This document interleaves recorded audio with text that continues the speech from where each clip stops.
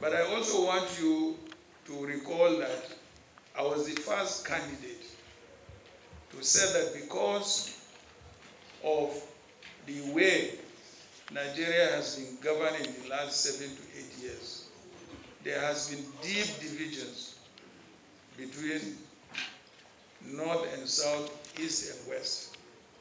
And I said to Nigerians, if I happen to be elected president, the first thing I will do is to form a government of national unity.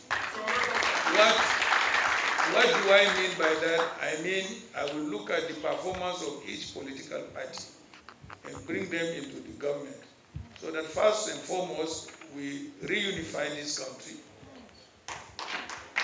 and bring about peace and stability. It is only when you do that, then you will be able to start developing the country, whether economically or otherwise.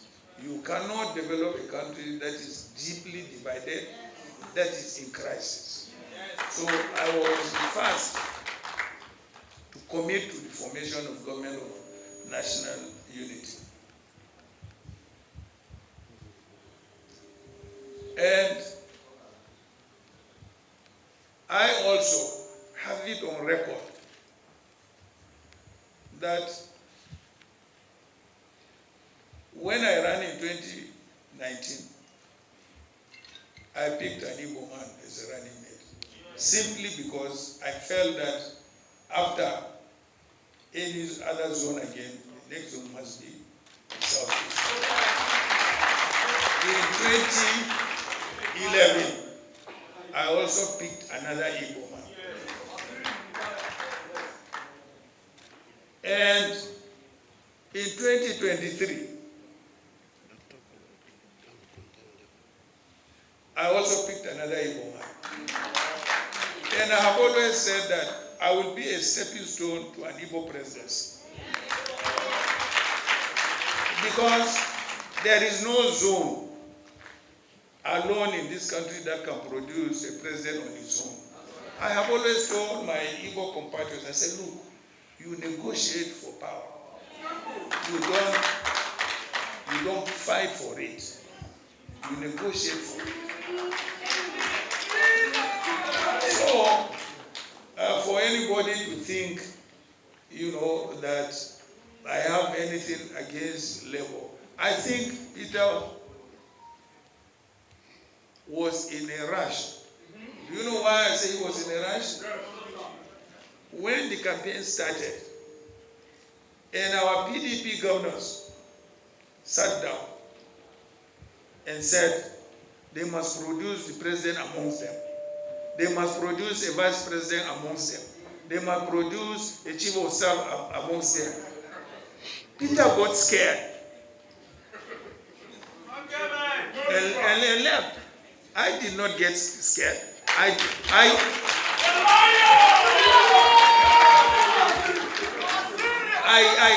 I stood up against the governors.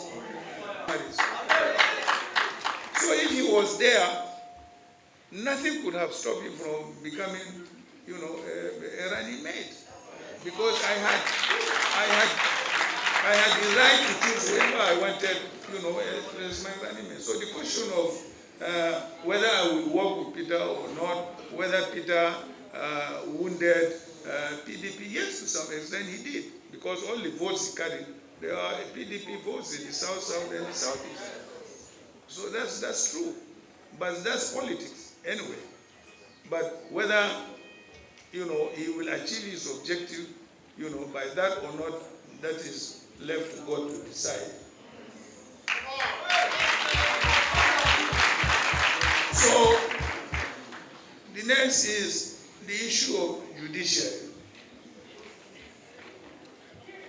For those of you who don't read, because I know you young people now, it's only computer, on the phone, everything. You don't read textbooks. You must remember that I took my boss, a sitting president, to court 11 times. 11 times from trial court up to Supreme Court. I swear, if there is a Quran here, I swear I never saw any judge from the trial court up to the Supreme Court. And yet I got judgments against a sitting president. Do you think it is possible today to do it? Abba, let us tell ourselves the truth, madam.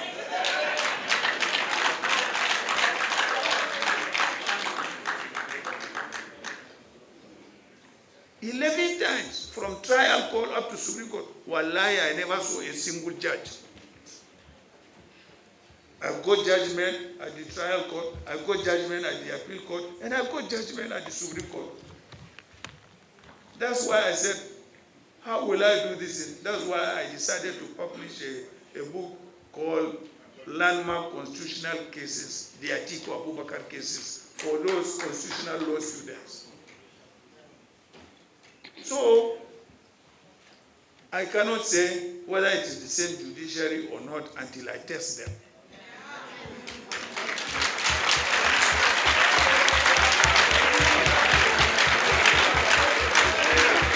Judgment at the apex court, I appeal to God. That's a good one. PPP! Power to the people! To these great phenomenal, great Democrats.